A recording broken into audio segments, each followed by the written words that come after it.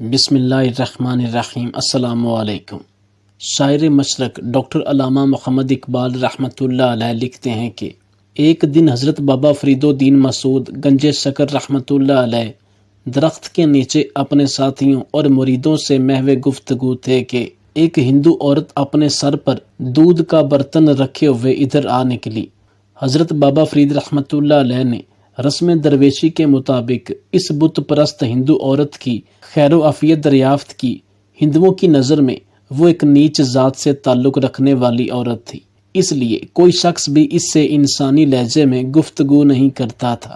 آج جب اس نے ایک دوسرے مذہب کے ماننے والے بزرگ شخص کی طرف سے برابری کا سلوک دیکھا تو اپنی حالت زار بیان کرنے لگی۔ میرا تعلق اجودن میں بسنے والے گوالوں کے خاندان سے ہے۔ باپ دادا دودھ فروخت کر کے اپنا پیٹ پالا کرتے تھے۔ میرا شوہر مر چکا ہے اور میں برسوں سے دودھ فروخت کر کے اپنے بچوں کی پرورش کر رہی ہوں۔ پہلے زندگی پرسکون تھی، مگر کچھ دنوں سے ایک عجیب و غریب مصیبت کا شکار ہوں۔ یہ کہہ کر گوالن ادھر ادھر دیکھنے لگی جیسے وہ کسی سے خوف زدہ ہو۔ حضرت بابا فرید رحمۃ اللہ علیہ نے عورت کی ذہنی کشمکش کو محسوس کرتے ہوئے فرمایا، بے خوف و خطر اپنے دل کی بات کہہ ڈالو۔ ہم لوگ مسلمان ہوتے ہوئے بھی تمہارے غم کو سار ہیں۔ ہمارا مذہب دنیا کے ہر مظلوم کی حمایت کرتا ہے۔ حضرت بابا فرید رحمۃ اللہ علیہ کی شفقت و محبت کا مظاہرہ دیکھ کر ہندو عورت نے وہ راز کہہ ڈالا جسے بیان کرتے ہوئے اس کی زبان کانپ رہی تھی۔ کچھ دن سے ایسا ہو رہا ہے کہ یہاں کے چند جوگی اور جادوگر مجھے پریشان کر رہے ہیں۔ وہ روزانہ مطالبہ کرتے ہیں کہ سارا دودھ انہیں دے دیا جائے۔ کچھ دن تک تو میں نے ایسا ہی کیا، مگر جب ان سے دودھ کی قیمت طلب کی تو جوگیوں نے بڑی بے رحمی سے جواب دیا کہ وہ لوگ جو چیز خریدتے ہیں اس کی قیمت ادا نہیں کرتے۔ میں نے آئندہ دودھ دینے سے انکار کیا تو وہ لوگ بد دعا دینے لگ گئے۔ اگر تو ہمیں دودھ نہیں دے گی تو تیرا دودھ اس قابل نہیں رہے گا کہ کوئی دوسرا اسے خرید سکے۔ میں نے جادوگروں کی اس دھمکی کو کوئی اہمیت نہ دی اور واپس چلی آئی۔ پھر جب دوسرے دن دودھ فروخت کرنے کے لیے گاؤں پہنچی تو میری حیرت کی کوئی انتہا نہ رہی۔ دودھ کے تمام برتن کیڑوں سے بھرے ہوئے تھے۔ میں نے اسے اتفاق سمجھا، مگر اگلے دن بھی یہی واقعہ پیش آیا۔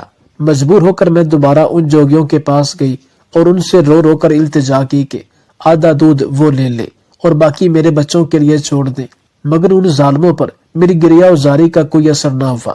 پھر ایک دن ان جادوگروں کے چیلے میرے گھر پر آئے اور بڑے صفاقانہ انداز میں کہنے لگے، گرو کا حکم ہے کہ اگر تو ہمیں دودھ فراہم نہیں کرے گی تو پہلے تیرے سارے جانور مر جائیں گے، پھر ہم تیرے بچوں کو اپنے قہر و غضب کا نشانہ بنائیں گے۔ تو جن بچوں کی خاطر در بدر بھٹکتی ہے وہ کچھ دن بعد اس دنیا میں نہیں رہیں گے۔ آخر بچوں کی محبت نے مجھے مجبور کر دیا۔ میں کئی مہینوں سے ان ظالموں کو دودھ فراہم کر رہی ہوں اور گاؤں والوں سے قرض لے کر اپنی زندگی کے دن پورے کر رہی ہوں۔ آخر گاؤں والے بھی کہاں تک قرض دیں گے؟ یہ کہہ کر دودھ فروش عورت اپنے دامن سے آنسو خشک کرنے لگی۔ حضرت بابا فرید رحمۃ اللہ علیہ نے ایک مظلوم عورت کے دکھوں کی داستان سن کر فرمایا، صبر کرو، تمہاری مصیبت کے یہ دن گزرنے ہی والے ہیں۔ اچانک دودھ فروش عورت گھبرائے ہوئے لہجے میں کہنے لگی، خیر میری تو جس طرح گزرے گزر جائے گی، مگر تم لوگ بہت شریف ہو، آج تمہیں ان درختوں کے نیچے دیکھا تو چلی آئی۔ میری طرح تم لوگ بھی غریب ہو۔ میں تمہیں یہی بتانے آئی تھی کہ کہیں وہ ظالم جادوگر ادھر کا رخ نہ کرے اور پھر تم ان کی جفاکاریوں کا نشانہ بن جاؤ گے۔ عورت کی سادہ دلی قابل دید تھی۔ وہ اپنی پریشانیوں کو بھول کر درویشوں کو جادوگروں کے ممکنہ اقدام سے بچانے کے لیے آئی تھی۔ حضرت بابا فرید رحمۃ اللہ علیہ اس دودھ فروش عورت کے خلوص سے بہت زیادہ متاثر ہوئے اور فرمانے لگے، تم ایک سادہ دل عورت ہو، ہم فقیرانہ بے نواب تمہارے اس خلوص کو ہمیشہ یاد رکھیں گے۔ ویسے تم بھی یاد رکھو کہ جب تک اللہ تعالیٰ کی طرف سے کوئی مصیبت انسان کا مقدر نہ بن جائے اس وقت تک دنیا کی کوئی طاقت اسے ذرا برابر بھی نقصان نہیں پہنچا سکتی۔ اگر تم جوگیوں اور جادوگروں کی بجائے اپنے دل میں خدا کا خوف پیدا کر لو تو تم خود بھی محفوظ رہو گی، تمہارے بچے بھی اور تمہارے جانور بھی محفوظ رہیں گے۔ دودھ فروش عورت نے حیرت زدہ لہجے میں کہا، تم بھگوان کی بات کر رہے ہو، میں تو اسے روز ہی یاد کرتی ہوں، مگر میرے دکھوں میں کوئی کمی نہیں آئی۔ حضرت بابا فرید الدین مسعود گنج شکر رحمۃ اللہ علیہ فرمانے لگے، تم جس بھگوان کی پوجا کرتی ہو وہ تو خود پتھر کا ایک بے جان مجسمہ ہے جو اپنی جگہ سے جنبش بھی نہیں کر سکتا۔ وہ کسی انسان کے کام کیا آئے گا؟ میں جس خدا کی بات کر رہا ہوں وہ اپنی ذات میں تنہا ہے، کوئی اس کا شریک نہیں، اور اس قدر قدرت والا ہے کہ ساری دنیا کے انسان مل کر بھی اس کے فیصلے کو تبدیل نہیں کر سکتے۔ تم اسی ایک کو پکارو، وہ تمہیں ان دو چار شر پسندوں جوگیوں سے نہیں، دنیا بھر کے ستم گھروں سے نجات دے دے گا۔ ابھی حضرت بابا فرید رحمت اللہ علیہ اس ہندو عورت سے یہ گفتگو کر ہی رہے تھے کہ سامنے سے عجیب حلیے کے لوگ آتے ہوئے نظر آئے۔ جیسے ہی آنے والوں پر عورت کی نظر پڑی تو وہ دہشت زدہ ہو کر حضرت بابا فرید رحمت اللہ علیہ سے کہنے لگی، یہ انہی جادوگروں کے چیلے ہیں، آج مجھے تمہارے پاس کچھ دیر ہو گئی تو یہ میری تلاش میں یہاں تک آ پہنچے۔ حضرت بابا فرید رحمت اللہ علیہ نے عورت کو خوف زدہ دیکھا تو فرمایا، تم میری مہمان ہو، اس لیے تمہیں ہراساں ہونے کی ضرورت نہیں، میں خود ان لوگوں کو جواب دے دوں گا۔ جادوگروں کے چیلے نے آتے ہی غیظ و غضب کا مظاہرہ کیا اور قحط ناک لہجے میں عورت سے کہنے لگے، تو یہاں آرام سے بیٹھی باتیں کر رہی ہے اور گرو جی دودھ کا انتظار کر رہے ہیں، آج تیری خیر نہیں۔ حضرت بابا فرید رحمت اللہ علیہ نے جوگیوں کو مخاطب کرتے ہوئے فرمایا، اسے میں نے روک لیا تھا، تم بھی یہاں بیٹھ جاؤ۔ ابھی فضا میں ایک مرد خدا کے الفاظ کی گونج باقی تھی کہ جوگیوں پر سکتہ طاری ہو گیا اور وہ اس طرح زمین پر بیٹھ گئے جیسے کسی غیبی ہاتھ نے انہیں زنجیریں پہنا دی ہوں۔ کچھ دیر بعد جوگیوں کی دوسری ٹولی آئی، حضرت بابا فرید رحمت اللہ علیہ نے ان سے بھی وہی فرمایا، بیٹھ جاؤ، اور وہ بھی سر جھکا کر بیٹھ گئے۔ الغرض گرو نے اپنے تمام چیلوں کو بھیجا اور وہ سب کے سب اسی طرح حضرت بابا فرید الدین رحمت اللہ علیہ کے سامنے سر جھکا کر بیٹھ گئے جیسے انہیں کسی طاقتور مقناطیس نے جکڑ لیا ہو۔ آخر میں جوگیوں کا گرو اپنے چیلوں کو ڈھونڈتا ہوا ادھر آ نکلا۔ گرو نے غضبناک ہو کر اپنے شاگردوں کی طرف دیکھا اور کہا، تم لوگ یہاں کیا کر رہے ہو؟ حضرت بابا فرید رحمت اللہ علیہ نے فرمایا، انہیں میں نے قید کر لیا ہے، اب یہ کہیں نہیں جا سکتے۔ گرو نے انتہائی غرور و تکبر کا مظاہرہ کرتے ہوئے کہا، کون ہے اس دنیا میں جو میرے چیلوں کو قید کر سکے؟ اور پھر بلند آواز میں اپنے منتر پڑھنے لگا۔ حضرت بابا فرید رحمت اللہ علیہ نے فرمایا، اب تیرا کوئی منتر نہیں چلے گا، کفر کے دن پورے ہو چکے۔ گرو پر ہذیانی کیفیت طاری ہو گئی، وہ چیخ چیخ کر منتر پڑھنے لگا، برائی کی تمام طاقتوں کو پکارتا رہا، مگر آج کوئی اس کا مددگار نہیں تھا۔ آخر گرو نے حضرت بابا فرید رحمت اللہ علیہ کے قدموں پر سر رکھ دیا اور اپنے چیلوں کی رہائی کے لیے التجا کرنے لگا۔ حضرت بابا فرید الدین مسعود گنج شکر رحمت اللہ علیہ نے خود جلال لہجے میں فرمایا، تیرے شاگردوں کو صرف ایک شرط پر رہائی مل سکتی ہے کہ تو انہیں لے کر یہاں سے دور چلا جا، اگر آئندہ تو نے مخلوق خدا کو تنگ کیا تو پھر تجھ پر خدا کی زمین تنگ ہو جائے گی۔ گرو بہت دیر تک بابا فرید رحمت اللہ علیہ سے معافی مانگتا رہا اور پھر اپنے چیلوں کو لے کر ان کی حدود سے نکل گیا۔ گرو کے جانے کے بعد حضرت بابا فرید رحمت اللہ علیہ اس کی جگہ پر اقامت گزین ہو گئے اور پورا قصبہ آپ کی اس کرامت کے شور سے گونجنے لگا۔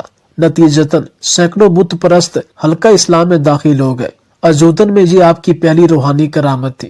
اس واقعہ کی شہرت ہوئی تو اور گرد و پیش کے ضرورت مند حضرت بابا فرید رحمت اللہ علیہ کی خدمت میں حاضر ہونے لگے۔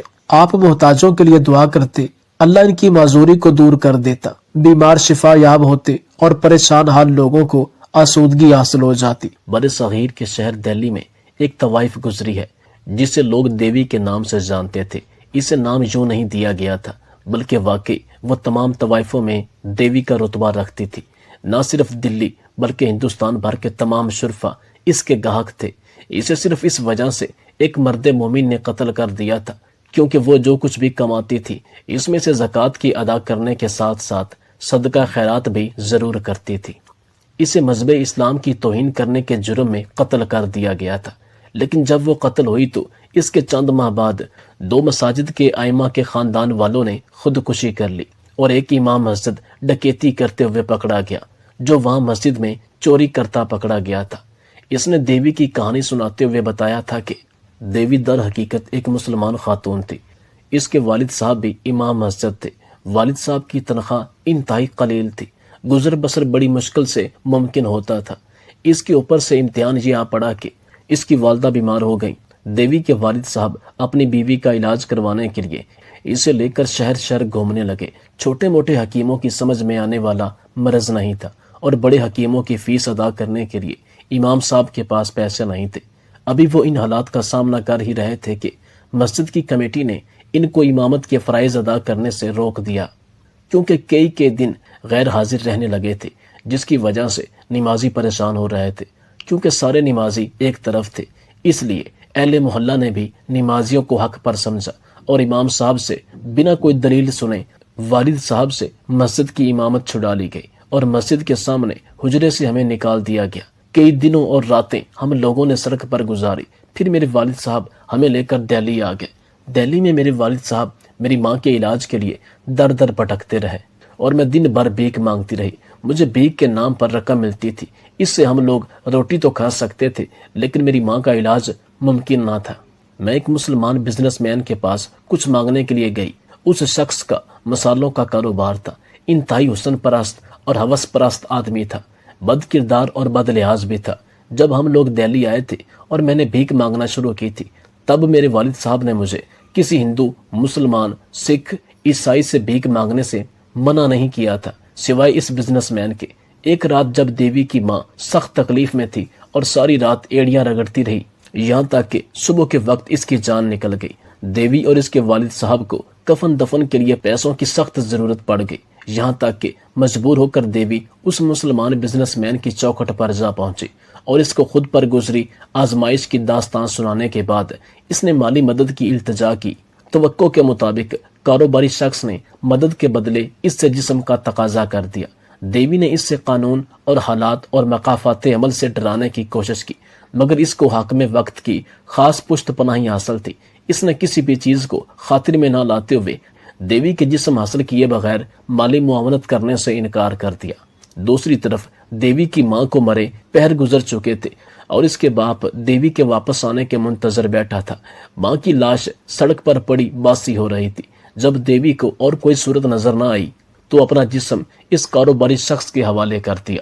وہ کاروباری شخص دیوی کے جسم پر یوں ٹوٹ پڑا جیسے گدھ مردار پر ٹوٹ پڑتے ہیں۔ جب اس نے اپنی ہوس مٹا لی تو دیوی کو اس کی ضرورت کے مطابق رقم دے دی اور ساتھ ہی اس کو پابند کیا، جب بھی اس کو دیوی کی ضرورت ہوگی دیوی اس کے در پر حاضر ہو کر اس کے ہر حکم کو بجا لانے کی پابند ہوگی۔ اس وقت دیوی دنیا کی مجبور ترین لڑکی تھی۔ اس کے پاس اس کاروباری شخص کی بات ماننے کے علاوہ کوئی چارہ بھی نہ تھا۔ اب وہ اس کی شرط نہ مانتی تو اس رقم سے ہاتھ دھو بیٹھتی، جس کی وجہ سے وہ اپنی عزت بھی گوا چکی تھی، اور رقم سے ہاتھ دھونے کا مطلب ماں کے غور و کفن کی لاش کو لے کر در در پھرنا تھا اور اس کے کفن کے لیے در در بھیک جمع کرنا تھی۔ اس مجبوری سے مجبور ہو کر اس نے کاروباری شخص کی تمام تر شرائط مان لی تھی۔ یوں اس کی عزت لٹ جانے کے عوض اس کی والدہ کے کفن دفن کا انتظام ہو گیا تھا۔ شریک حیات کے رخصت ہو جانے کے بعد دیوی کا والد بالکل کمزور لانحیف ہو گیا تھا۔ اس کے جسم میں ریشہ آ چکا تھا۔ چند دنوں میں یہ حالت ہو گئی تھی کہ وہ نہ تو اپنے ہاتھوں سے کھانا کھانے کے قابل رہا اور نہ ہی پینے کے قابل۔ اب باپ کو اس حالت میں لے کر سڑک پر بیٹھنا دیوی کے لیے کسی بھی صورت میں ممکن نہیں تھا۔ مجبوراً وہ ایک بار پھر اس کی دہلیز پر جا پہنچی جہاں سے پہلے اپنی عزت گوا چکی تھی۔ اسی شخص کی وجہ سے اس کی ماں کو قبر نصیب ہوئی تھی اور اسی وجہ سے آج اسے اور اس کے والد کو پناہ مل گئی تھی، مگر اس پناہ کی اس نے اپنی موت تک کی قیمت چکائی تھی۔ دیوی کا باپ جتنا عرصہ بھی زندہ رہا بستر پر پڑا رہا۔ دیوی اپنی عزت بیچ کر اسے بستر پر کھلاتی رہی۔ باپ کی موت کے بعد دیوی نے اس کاروباری شخص سے پیچھا چھڑا لیا اور ایک کوٹھے پر جا کر بیٹھ گئی۔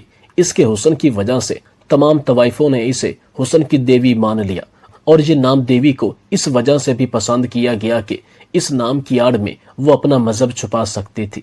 یوں دیوی کوٹھے کی زینت بن کر کمانے لگی اور اس رزق میں سے صدقہ اور خیرات بھی کرنے لگی، زکوٰۃ بھی ادا کرنے لگی۔ لوگوں نے دیوی کے عمل کو مذہب کی توہین سمجھا، یہاں تک کہ اس کے قتل کا فتویٰ جاری کر دیا گیا، اور پھر ایک مرد مجاہد نے اس کو قتل کر دیا۔ جب قاتل کو گرفتار کیا گیا تو اس نے قتل کی وجہ فتوے کو قرار دے دیا، اور جب اس کی جان بخشی کر دی گئی تو اس نے دیوی کو قتل کرنے کی وجہ کچھ یوں بیان کی کہ اس نے پہلے جی بھر کے دیوی کے جسم پر اپنی ہوس مٹائی۔ جب اپنا مطلب پورا کر لینے کے بعد وہ فارغ ہوا تو دیوی نے اس سے پیسوں کا تقاضا کیا۔ پیسوں کی بجائے اس نے دیوی کی جان لے لی۔